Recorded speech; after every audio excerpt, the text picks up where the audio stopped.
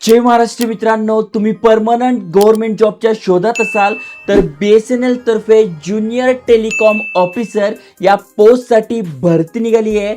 Permanent post आहे, government job आहे, salary चांगली आहे। त्यामुळे तुम्ही तुमच्या फॅमिलीमध्ये कोणी एलिजिबल असेल नक्की त्यांच्यासोबत शेअर करा। महाराष्ट्रामध्ये सुद्धा जागा आहे। त्यामुळे आजच्या व्हिडिओत आपण बघणार आहोत कोण कोण अप्लाय करू शकताय, कशा प्रकारे अप्लाय करायचं, सिलेक्शन कसं असणार आहे।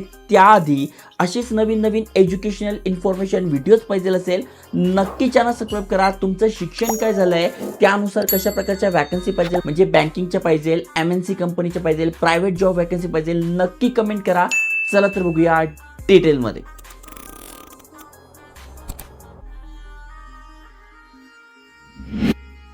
तर मित्रांनो, तुम्ही BSNL बद्दल ऐकूनच असाल तर यांच्यातर्फे हे अपडेट आलंय, भरती निघाली आहे। जसं की तुम्ही इथे बघू शकताय डायरेक्ट भरती असणार आहे। जसं की तुम्ही वाचू शकताय ज्युनियर टेलिकॉम ऑफिसर या पोस्टसाठी ही भरती होते। 26/5/2026 रोजी हे अपडेट म्हणजे ही नोटिफिकेशन आलेली आहे आणि महत्त्वाच्या तारखा पण तुम्ही इथे बघू शकताय। संपूर्ण माहिती इथे दिली आहे। जसं की तुम्ही इथे बघू शकताय 4/6/2026 पासून रजिस्ट्रेशन करणं म्हणजे अप्लाय करणं सुरू होत आहे 4 जून पासून।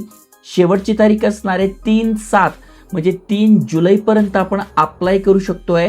आणि सगळ्यात महत्त्वाची गोष्ट जी आहे डेट आणि टाइम ऑफ एक्झामिनेशन, जी की मंथ ऑफ ऑगस्टमध्ये होणार आहे। म्हणजे ऑगस्टमध्ये तुमची एक्झाम असणार आहे। जूनपासून अप्लाय करू शकतोय जुलैपर्यंत। म्हणजे जर का बघायला गेलं तर फॉर्म भरण्यासाठी 1 महिना आपल्या हातात आहे, अभ्यास करण्यासाठी 2 ते 3 महिने आपल्या हातात आहे। त्यामुळे चांगली अपॉर्च्युनिटी आहे। जर का तुम्ही चांगल्या गव्हर्नमेंट जॉबच्या शोधात असाल तुम्ही नक्की जॉब मिळू शकताय। तुम्हाला तयारी करावी लागेल। तर तीच माहिती समजून घेऊ। जसं की तुम्ही बघू शकताय BSNL ज्युनियर टेलिकॉम ऑफिसरची सिलेक्शन पद्धत काय, तर सगळ्यात आधी आपली कम्प्युटर बेस्ड एक्झामिनेशन होणार आहे, ज्याला आपण CBT म्हणतो। त्याच्यानंतर डॉक्युमेंट व्हेरिफिकेशन आणि मेडिकल एक्झाम, अशा प्रकारे आपलं सिलेक्शन असणार आहे।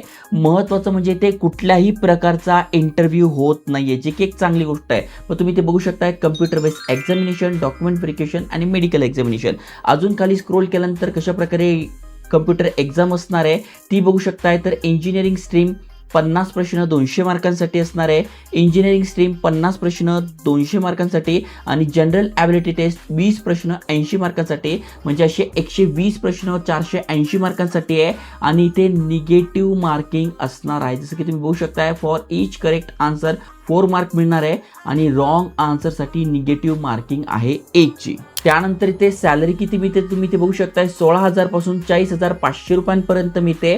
पण भरपूर सारे अलाउन्सेस तुम्हाला मिळतात, म्हणजे इन हँड सॅलरी 50,000 रुपयांपर्यंत तुमच्याकडे जाते।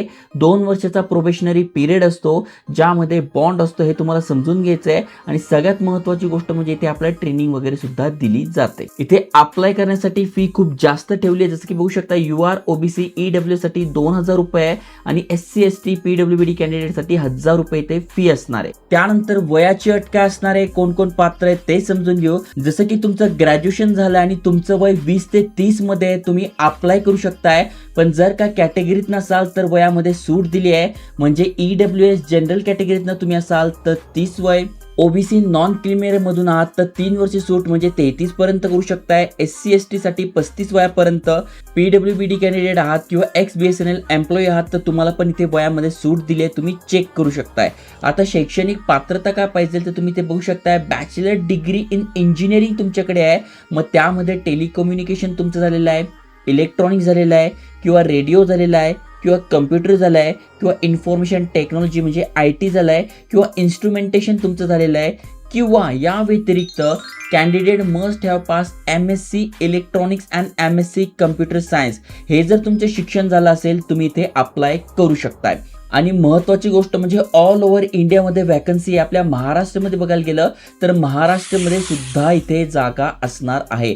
त्यामुळे तुम्ही तुमच्या फॅमिलीमध्ये कोणी एलिजिबल असेल नक्की त्यांच्यासोबत शेअर करा, कारण की अप्लाय करणं 4 तारखेपासून सुरू होतं आहे। त्यामुळे भरपूर दिवस हातात आहे। तुम्हाला याचा स्टडी करायचा असेल, कम्प्युटर बेस्ड एक्झामचे डिटेल्स पाहिजे असेल तर बुक मी ते टॅग करून देईल। आणि असे भरपूर एज्युकेशनल इन्फॉर्मेशन व्हिडिओज आणतोय, त्यामुळे नक्की चॅनल सबस्क्राईब करा, शेअर करा। जय हिंद, जय महाराष्ट्र।